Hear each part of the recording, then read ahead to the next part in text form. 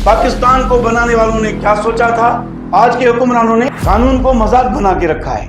70 से 80 साल होकर भी मुल्क को अच्छी तरीके से चला सकते हैं। कोई भी मुलाजिम 60 साल के बाद रिटायर किया जाता है। ये इंसान का दिमाग 60 साल के बाद काम नहीं करता। आज Sindh public service commission corrupt mafia का अड्डा बन चुका है। सखर IBA टेस्टिंग सर्विस जो अब सिंध गवर्नमेंट के लिए एक करप्ट इंस्टीट्यूट बन चुका है, जिसको हम पैसे बनाने वाला एजेंट कहते हैं। अब सिंध गवर्नमेंट खरबों रुपए का स्कैंडल बना रही है।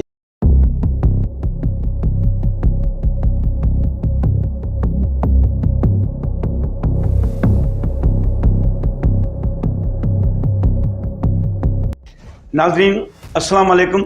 एक मरतबा फिर अपने YouTube चैनल हकीकत न्यूज़ के साथ सच बड़ा गुनाहगार, एक मरतबा फिर आपके साथ जर्नलिस्ट वफा इकबाल हुसैन चन्ना आपसे मुखातिब है। नाज़रीन, आज का प्रोग्राम एक ऐसा प्रोग्राम है जिस पे हर पाकिस्तानी और मुहब्बे वतन को सोचना चाहिए। सबसे पहली बात तो ये है कि अगर आप मसरूफ़ हैं और आपके पास अगर 5 मिनट का टाइम नहीं है तो फिर इस वीडियो को स्किप कर दें, क्योंकि ये वीडियो आपके लिए नहीं है। नाज़रीन, आज का प्रोग्राम पूरे पाकिस्तान की सिविल सोसाइटी के लिए है, पाकिस्तान के मौसन और हुब्बुल वतनियों के लिए है, इंसानी हकूक़ के आला ओहदों पे फायज रहने वालों के लिए है, उन पाकिस्तानियों के लिए है जो पाकिस्तान को खुशहाल देखना चाहते हैं। ये माँ बाप की उमंगों का प्रोग्राम है। ये आने वाले नस्ल की नौजवानों की जिंदगी का मुस्तकबिल का प्रोग्राम है। और इस प्रोग्राम का नाम है पाकिस्तान को बनाने वालों ने क्या सोचा था और आज पाकिस्तान को चलाया कैसे जा रहा है। जी हाँ नाजरीन, आज के हुक्मरानों ने पाकिस्तान में कानून को मजाक बना के रखा है, जिसमें आपकी सोच को महदूद रखा गया है, आपकी अकलों पे ताले लगाए गए हैं और आपका माइंड सेट किया गया है कि गरीब को गरीब रहने देना है और अमीर को अमीर रहने देना है। बल्कि मेरे नजरिए के मुताबिक अमीर को और ज्यादा अमीर बनाना है, गरीब को और ज्यादा गरीब बनाना है। मैं आपको बताता हूं कैसे। ये वो कानून है, यहाँ पे मुल्क का वजीर आजम, मुल्क का सदर और सैकड़ों मिनिस्टर, सैकड़ों सेनेटर, सैकड़ों नेशनल असेंबली के मेंबर, सैकड़ों MPA और आला ओहदों पे फायज 70 से 80 साल होकर भी मुल्क को अच्छी तरीके से चला सकते हैं। पर मिडिल क्लास या लोअर क्लास या पुअर क्लास कोई भी मुलाजिम 60 साल के बाद रिटायर किया जाता है, इस बिना पे कि इंसान का दिमाग 60 साल के बाद काम नहीं करता। तो 60 साल से बड़ी उम्र वाले 70 साल 80 साल के सदर, वजीर आजम, MNA, नेशनल असेंबली के मेंबर, सेनेटर, MPA अवरेज हैं। इनका दिमाग कैसे काम करता है, जरा सोचिए और अपनी आवाज उठाएं। अगर कोई गरीब पढ़ लिख कर कुछ बनना चाहे तो इसके लिए 100 नहीं हजारों मुश्किलें पैदा की जाती हैं। और ये है हमारे मुल्क पाकिस्तान का आज का कानून। सबसे पहले तो इन गरीब पढ़े लिखे नौजवानों से चालान लिया जाता है। चालान लेने के तरीके से इन कैंडिडेट से करोड़ों रुपए लिए जाते हैं। फिर जब वो टेस्ट देते हैं तो आउट ऑफ सिलेबस टेस्ट होती है, मतलब जो टेस्ट का क्राइटेरिया होता है वो सवाल तो पूछे ही नहीं जाते। और पैसे लेकर paper leak mafia paper leak करवाती है। और ये है हमारे आज के पाकिस्तान का कानून। आप सिंध पब्लिक सर्विस कमीशन को देखिए, ये वो इदारा है जो सिंध के नौजवानों को गजेटेड पोस्ट फराहम करता है। आज Sindh public service commission corrupt mafia का अड्डा बन चुका है, जिसमें पैसों के बगैर आपको कहीं न कहीं फेल किया जाएगा। फिर चाहे आपने भले पूरे सिंध टॉप क्यों नहीं किया हो, चाहे आपने 99% मार्क्स क्यों न उठाए हो, अगर आप पैसे नहीं दोगे तो आपको पास नहीं किया जाएगा। ये है आज के पाकिस्तान का कानून। दुनिया पता नहीं कहां से कहां पहुंच गई है। कैंडिडेट्स के हजारों इसरार करने के बाद भी Sindh public service commission interview के दौरान लाइव वीडियो रिकॉर्ड क्यों नहीं करती? वो इसलिए नहीं करती क्योंकि ये इदारा पूरे पाकिस्तान की माफिया का अड्डा बन चुका है। अगर वीडियो रिकॉर्ड इंटरव्यू हुआ और इन माफियाज का अड्डा बंद हो जाएगा। ये इसीलिए ट्रांसपेरेंसी नहीं करती। ये है आज के पाकिस्तान का कानून। बड़े अफसोस के साथ ये कहना पड़ता है कि सिंध के पढ़े लिखे नौजवानों के साथ, उन नौजवानों के माँ बाप के साथ धोखा किया जा रहा है। धोखा इल्म के साथ, कलम के साथ, किताब के साथ, किस तरीके से तकलीफें उठा के अपनी ख्वाहिशात को साइड में रख के अपने बच्चों को साबित कदम अपने पैरों पे खड़ा किया। उन्होंने वाजे करके साबित करके दिखाया مشکل ٹیسٹ پاس کر کے ثابت کر کے دکھایا، اس کے باوجود بھی وہ فیل ہیں، اور جو پیسے دیتے ہیں، جو مال دیتے ہیں، انہوں کو ہی یہ افسر شاہی نوکری دیتے ہیں۔ یہ ہمارے ملک کا آج کا قانون یہی ہے، جو پیسے دیتے ہیں وہی افسر شاہی کی نوکری لیتے ہیں، اور یہ ہے ہمارے آج کے پاکستان کا قانون۔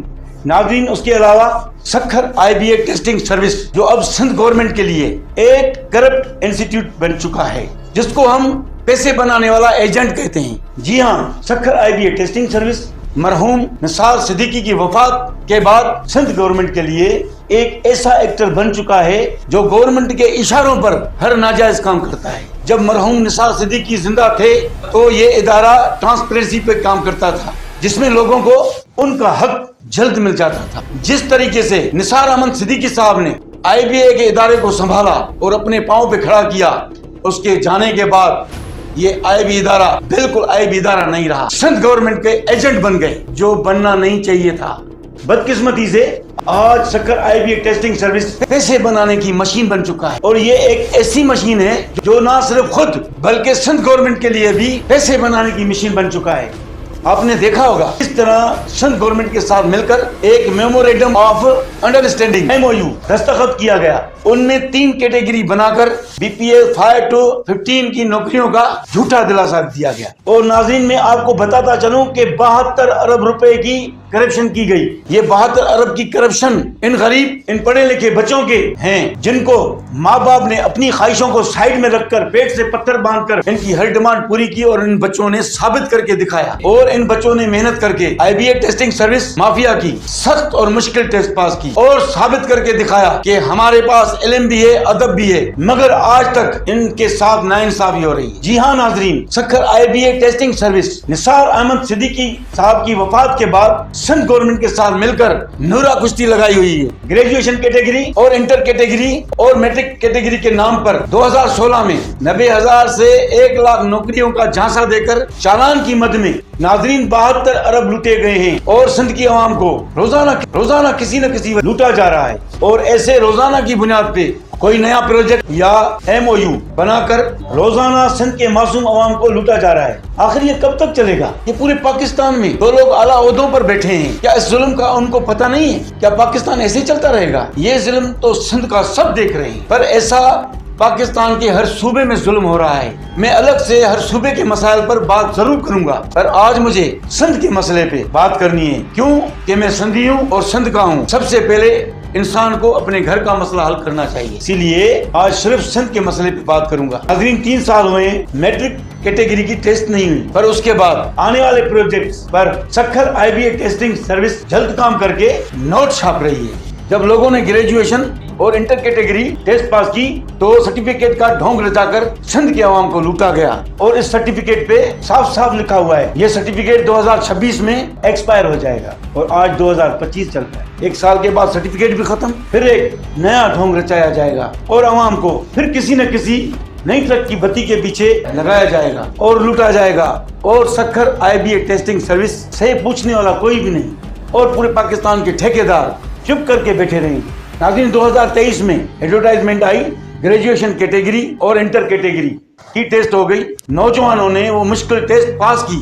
پھر جب Sukkur I B a mafia نے پاس کینڈیڈیٹ کی لسٹ شو نہیں کی تو پورے پاکستان میں صرف ایک مرد مجاہد نعیم اللہ ماہر کی شکل میں نکلا، اور یہ Sukkur I B a mafia کی آنکھوں میں آنکھیں ڈال کر اور رزلٹ کی لسٹ سوشل میڈیا پہ اپلوڈ کروائی۔ میں یہ سندھ گورنمنٹ کو واضح بتاتا چلوں کہ وہ وقت اب دور نہیں جب ہر گھر سے نعیم اللہ نکلے گا۔ مجھے بہت دکھ کے ساتھ یہ کہنا پڑ رہا ہے، پر کیا کریں، میڈیا کا کام غلط کاموں کو اور ناانصافی کو دکھانا ہوتا ہے، اور یہ ان کا اولین فرض ہے، یہ میرا بھی اولین فرض ہے۔